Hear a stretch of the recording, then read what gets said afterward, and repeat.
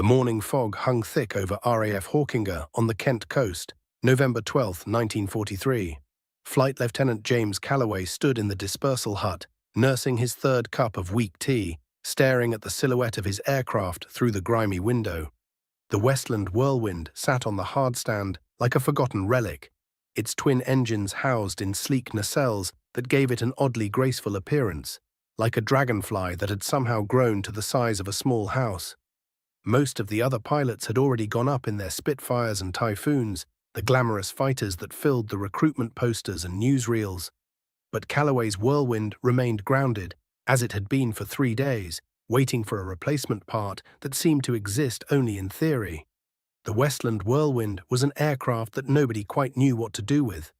Designed in the late 1930s as a long-range fighter, it had entered service in 1940 with great expectations. It was the RAF's first single-seat, twin-engine fighter, armed with 4 20mm Hispano cannons clustered in the nose, giving it devastating firepower. On paper, it was a world-beater. In practice, it had become a maintenance nightmare and a tactical puzzle. The twin Rolls-Royce Peregrine engines were powerful but temperamental, prone to overheating, and worst of all, they were orphans in the RAF's logistics system. Rolls-Royce had stopped production of the Peregrine to focus on the Merlin engine that powered Spitfires and Hurricanes, which meant spare parts for the Whirlwind were rarer than competent staff officers. By 1943, most Whirlwind squadrons had been disbanded or re-equipped with other aircraft. Squadron 263, Calloway's unit, was one of only 2 remaining Whirlwind squadrons, and there were persistent rumors that they too would soon convert to Typhoons. The aircraft had been relegated to ground attack missions, fighter-bomber work along the French coast, the kind of dangerous, unglamorous missions that didn't make headlines. The other pilots called it the Whirly Bomber, with a mixture of affection and derision. They said it was too slow for fighter work, too complex for its own good, too specialized to be useful. Too slow to catch anything, too fast to be safe, was how squadron leader Bentley had described it, and the description had stuck. Calloway had a different opinion, but he'd learned to keep it mostly to himself. He'd been flying Whirlwinds for 18 months now, through dozens of missions, strafing trains, attacking coastal convoys, and dodging German flak over occupied France. He knew the aircraft's reputation: maximum speed of around 360 miles per hour at altitude, slower than a Spitfire Mark 9 by a good 40 miles per hour, much slower than the new German Focke-Wulf 190s that could hit 400 miles per hour in level flight. On paper, in a straight race, the Whirlwind would lose every time.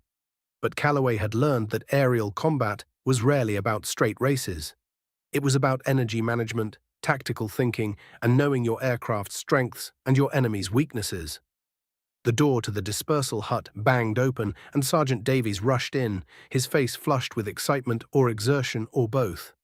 "Sir, the parts arrived. We can have you airborne in 30 minutes. Calloway set down his tea. "About bloody time. What's the operation?" Davies glanced at the operations board. "Shipping strike, sir.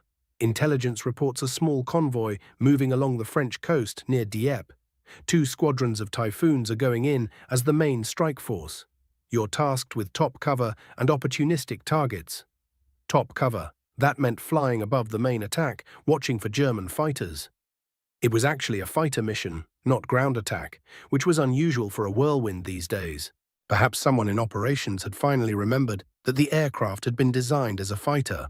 35 minutes later, Calloway was strapped into the Whirlwind's cockpit, running through the pre-flight checks.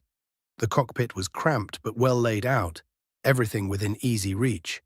The visibility was excellent, the long nose providing an unobstructed view forward, the canopy giving good coverage to the sides and rear.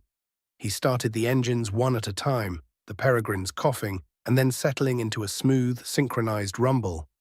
The sound was distinctive, different from the throaty roar of a Merlin, higher-pitched, almost musical, when the engines were properly synchronized. The Whirlwind taxied smoothly, the tricycle landing gear giving it better ground handling than the tail draggers most pilots were used to. It was one of the aircraft's underappreciated virtues.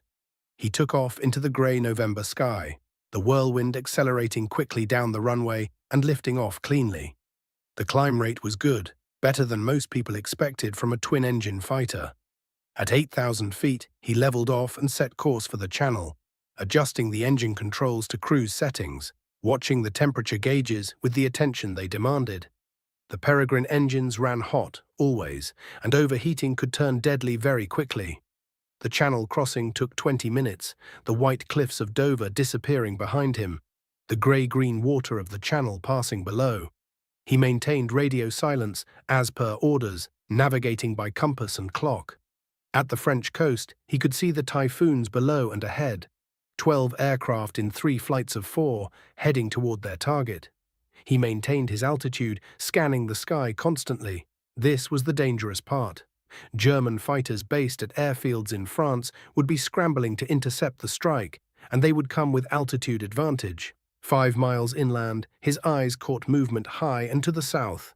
He focused, squinting against the grey sky, and made out 4 specks at about 12,000 feet. Even at this distance, he could identify them by their flight pattern and silhouette. Focke-Wulf 190s. The FW-190 was Germany's finest fighter, introduced in 1941 and steadily improved since then. It was fast, heavily armed, and flown by experienced pilots who had learned their deadly trade over years of war. The standing orders were clear. If you encountered 190s, call them in and evade. Don't engage unless absolutely necessary. The Typhoons were good aircraft, but the 190s had an edge. And a whirlwind against 190s. Nobody had written orders for that scenario because nobody thought it would happen. You couldn't catch them, and if they caught you, you were dead.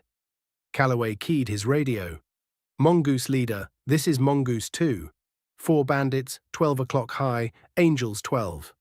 Mongoose 2, Mongoose leader acknowledges, maintain your position, we're almost at target. The Typhoons were committed to their attack run. They couldn't break off now.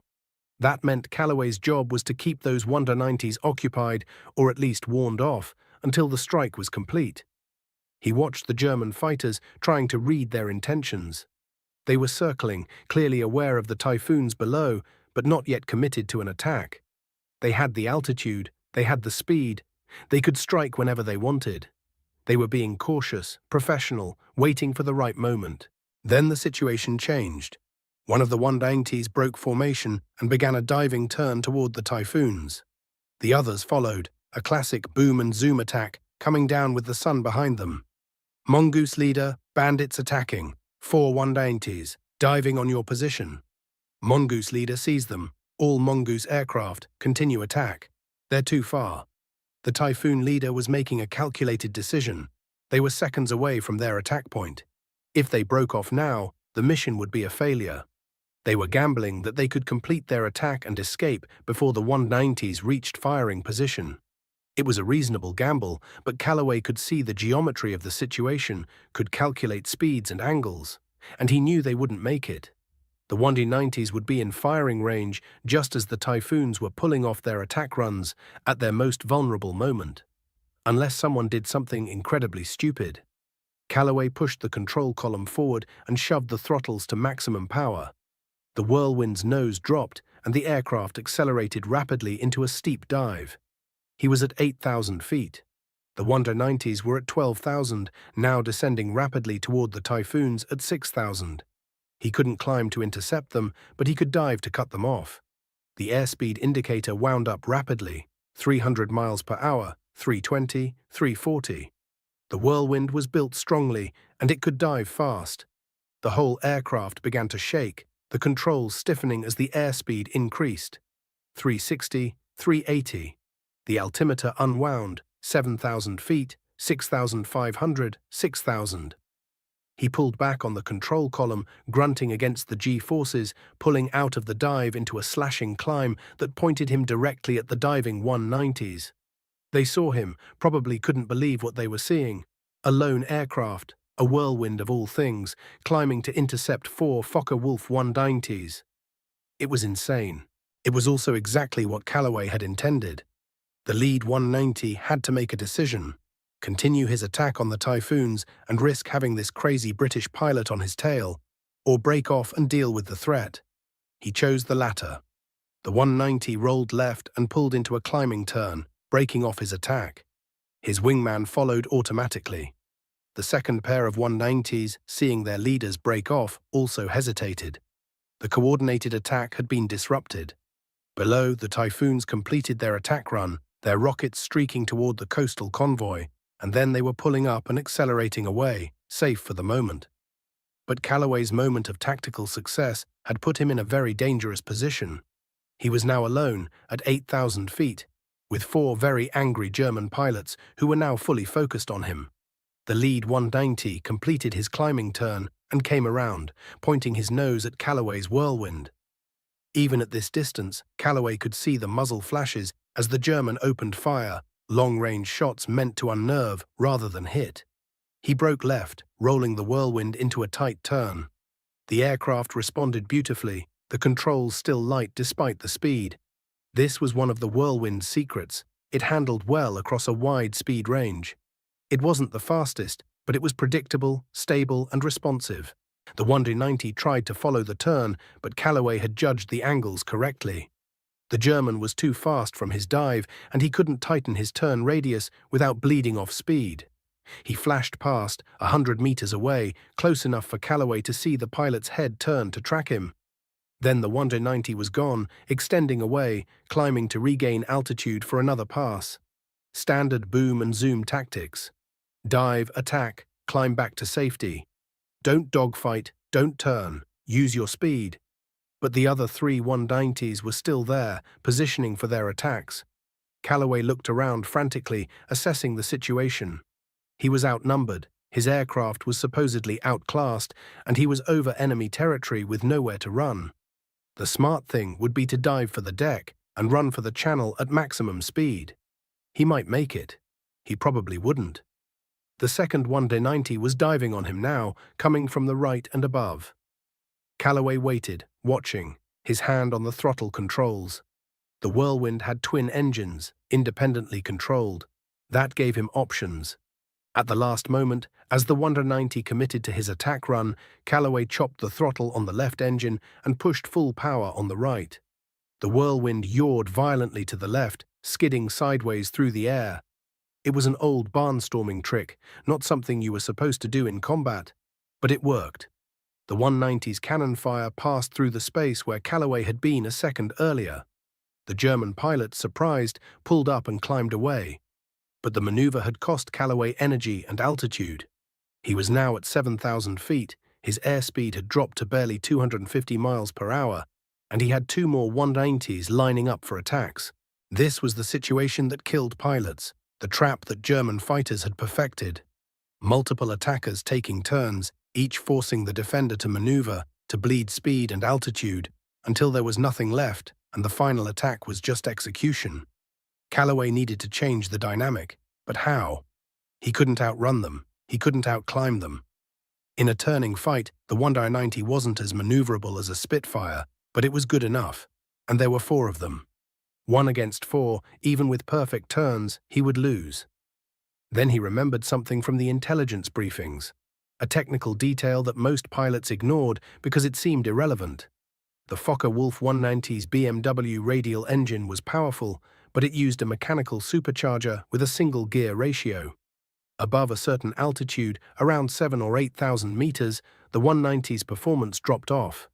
The engine couldn't maintain full power in the thinner air.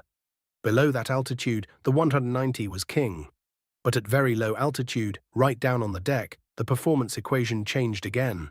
Calloway made his decision. He rolled the Whirlwind inverted and pulled the nose down into a vertical dive. The altimeter unwound rapidly. 6,000 feet, 5,000, 4,000. The 190s followed, but more cautiously now. A vertical dive into ground level was dangerous. 1 moment's inattention and you'd auger in. At 1,000 feet, Calloway pulled out, the G-forces crushing him into his seat, his vision graying at the edges. The Whirlwind groaned but held together. He leveled off at 500 feet, barely clearing the trees of the French countryside, his airspeed reading 380 miles per hour from the dive. Behind and above, the 190s were pulling out of their dives, spacing themselves for another series of attacks. But now the rules had changed. Down here, at 500 feet, there was no room for boom and zoom tactics. You couldn't dive because there was nowhere to dive to. The fight would be level or climbing, a test of acceleration and sustained speed. And this was where the Whirlwind's design, so often criticized, became an advantage. The twin Peregrine engines, for all their maintenance issues, were powerful. Combined, they produced nearly 2,000 horsepower. The aircraft was heavy, but it was also streamlined, with careful attention paid to reducing drag.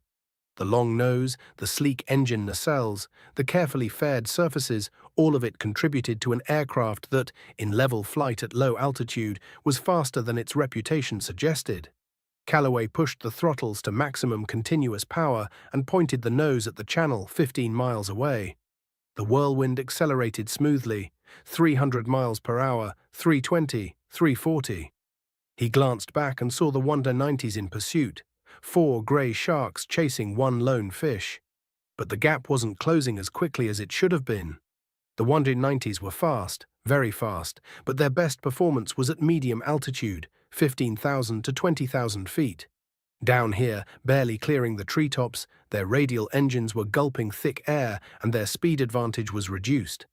They were still faster, but not by as much. The lead 190 had closed to about 600 meters and opened fire. Calloway saw the tracer rounds reaching out, bright streaks in the grey morning light. He jinked left, then right, small movements, not wasting energy. The rounds passed wide. The German pilot was firing at extreme range, probably frustrated, trying to force Calloway into a mistake. The French coast was ahead, 10 miles, 9 miles, 8 miles. If he could make it to the Channel, he'd have a chance. The Royal Navy and RAF maintained air-sea rescue services. The Germans did too, but their coverage over the Channel was less comprehensive. But the Wonder 90s were still there, still closing, and Calloway's fuel situation was becoming critical. The Whirlwind had good range for a fighter, but he'd been running at maximum power for several minutes now, and the Peregrine engines were thirsty when pushed hard, 7 miles to the coast. The lead 190 was now at 400 meters and closing, clearly determined. The German pilot had steadied his aircraft, was flying smoothly, preparing for a careful, aimed shot. Calloway knew he couldn't keep jinxing forever. Each maneuver bled speed, and speed was the only thing keeping him alive. He needed to do something unexpected, something that would break the Germans' timing. He armed his 4 20mm cannons. The Whirlwind carried 60 rounds per gun, 240 rounds total. He hadn't fired yet, had been saving his ammunition. The cannons were his only real advantage, pure firepower. The Wonder 90 had cannons too, but they were spread out, 2 in the wing roots, 2 in the outer wings. The Whirlwind's cannons were all clustered in the nose, right in front of the pilot. When they fired, all 4 barrels converged on a single point. At close range, the concentration of fire was devastating. But the German was behind him, not in front. Calloway couldn't shoot what he couldn't see, unless he made the German come to where he could see him. 6 miles to the coast, the Wonder 90 was at 300 meters now, well within firing range. Calloway could almost feel the German pilot's finger tightening on the trigger. He chopped both throttles to idle and popped the dive brakes. The Whirlwind didn't have dedicated dive brakes like some aircraft, but Calloway lowered the landing gear manually. The sudden drag was tremendous. The Whirlwind decelerated violently, as if it had hit a wall. Behind him, the 190 pilot, focused on his gun sight, didn't react fast enough. Suddenly, instead of being 300 meters behind, he was 100 meters behind and closing rapidly. Too close, far too close. The German pilot had a split second to make a decision: pull up and overshoot, or try to reduce speed to stay behind. He chose the latter, pulling his throttle back, but it was too late. The 190's superior speed, its greatest asset, had become a liability. The Focke-Wulf shot forward, pulling alongside Calloway's Whirlwind, barely 50 meters away. For one frozen moment, the 2 pilots could see each other clearly, eye to eye, 2 men in cockpits hurtling through the air at 300 miles per hour, so close they could see the individual features of each other's faces. The German pilot's eyes widened as he realized his mistake. Calloway shoved the throttles forward, retracted the landing gear, and rolled the Whirlwind hard right, turning toward the 190, bringing his nose to bear. His thumb found the firing button on the control column. The four 20mm Hispano cannons erupted in a thunder that shook the entire airframe. At 50 meters range, he couldn't miss. The shells, each the size of a man's thumb, traveling at nearly 3,000 feet per second, slammed into the Focke-Wulf's left wing and fuselage. Calloway fired for 2 seconds, a lifetime in aerial combat. 30 shells, 7.5 pounds of high explosive and metal, impacted the German fighter. He saw pieces fly off, saw the canopy shatter, saw the left wing crumple. The 190 snap-rolled right and went into a vertical dive. It hit the ground 3 seconds later, a massive explosion that sent a pillar of black smoke into the sky. Calloway pulled back on the control column, climbing, scanning the sky for the other 3 190s. He found them a mile behind, pulling up and away, disengaging. They'd seen their leader go down and apparently decided that this particular British pilot was more trouble than he was worth. Or perhaps they were low on fuel. Either way, they were leaving. Calloway didn't pursue. He was low on fuel himself, his hands were shaking from adrenaline, and he'd just used a significant portion of his luck for the entire year. He turned toward the coast, now just 4 miles away, and crossed over the French shoreline at 500 feet, the channel spreading before him, grey and cold and beautiful. He'd made it. 5 minutes later, he was over water, climbing to a safer altitude. His fuel gauge was showing nearly empty, but he had enough. Just enough. The flight back to Hawkinge took 30 minutes that felt like 3 hours. When he finally saw the white cliffs and then the airfield, he felt the tension drain from his body, leaving him almost too tired to fly. He landed, taxied to his hardstand, and shut down the engines. The sudden silence was deafening. Sergeant Davies and the ground crew were running toward the aircraft, their faces excited. They'd heard the radio chatter, knew something had happened. Calloway opened the canopy and climbed out, his legs unsteady. Davies reached him first, breathless. "Sir, is it true? Did you really engage 4 190s?" Calloway nodded, not trusting his voice yet. "And you shot one down, a 190, in a whirlwind?" "Yes, Sergeant." Davies let out a whoop and turned to the other mechanics. I told you this aircraft was better than they said."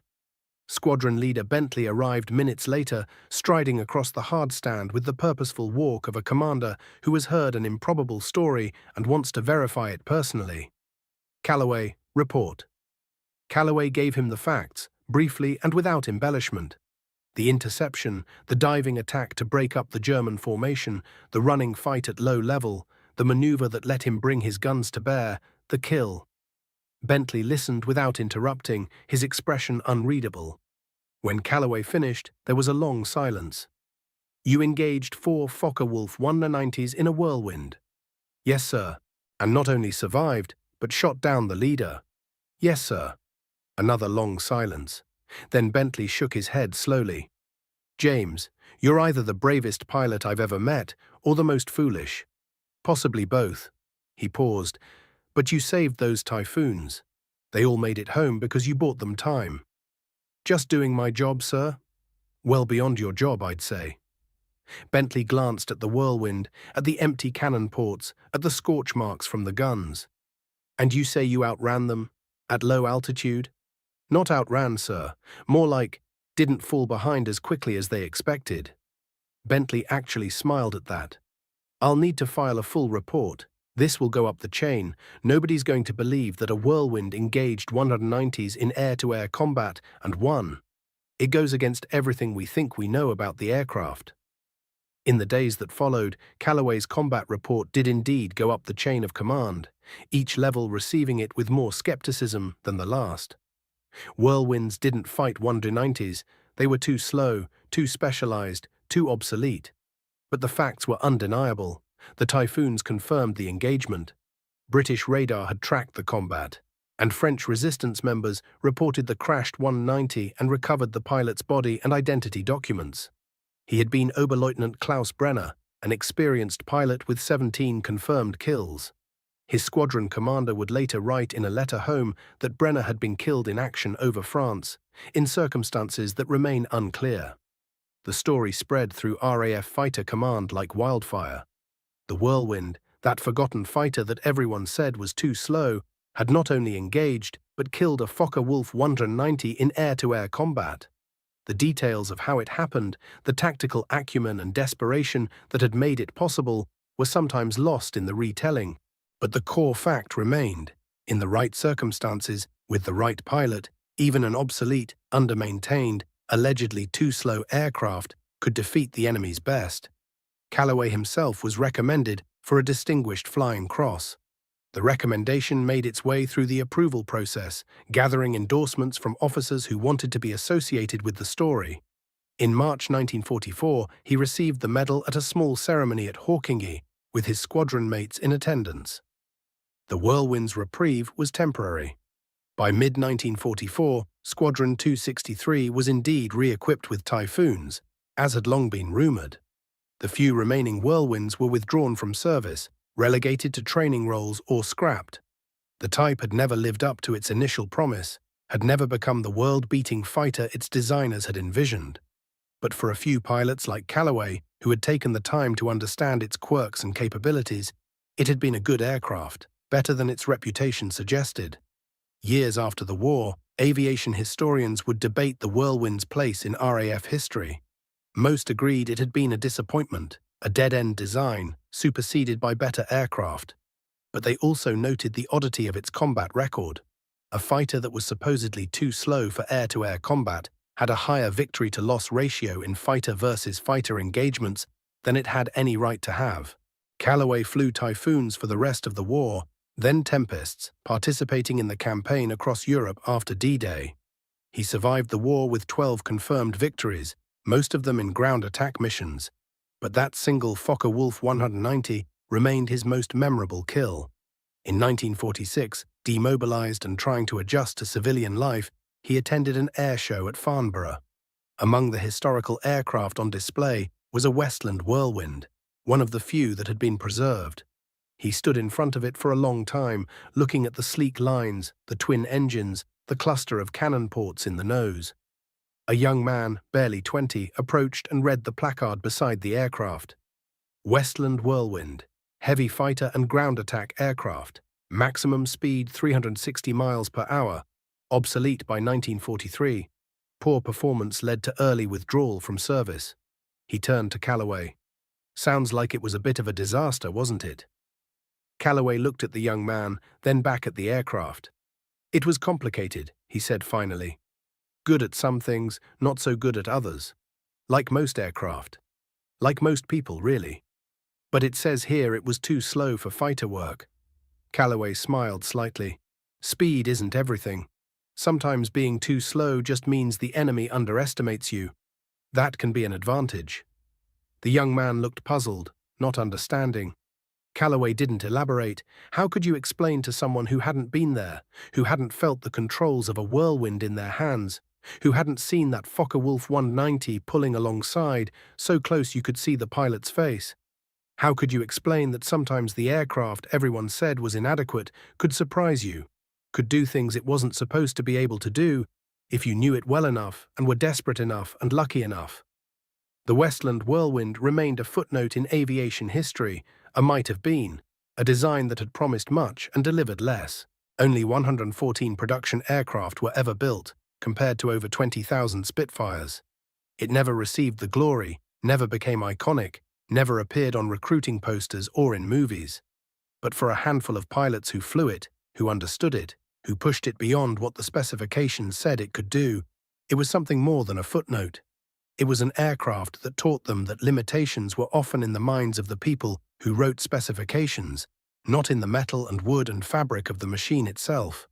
That speed wasn't the only measure of success. That sometimes the underdog could win not by being better at what everyone else valued, but by being good at something nobody else had thought to measure. James Calloway lived to the age of 83, dying peacefully in 1994.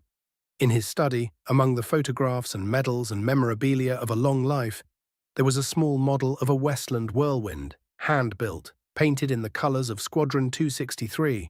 Visitors would sometimes ask about it, about the obscure aircraft that nobody remembered. He would tell them the story, sometimes the short version, sometimes the long version, with all the details of that November morning in 1943, and he would always end the same way. Everyone said she was too slow, and maybe she was, on paper, by the numbers. But numbers don't tell you everything. Sometimes they don't tell you anything at all. That day, when it mattered, when lives were on the line, she was fast enough. And that's all that mattered. The model Whirlwind sat on his desk, a reminder not of what might have been, but of what actually was. A pilot and his aircraft, facing impossible odds and finding a way to win.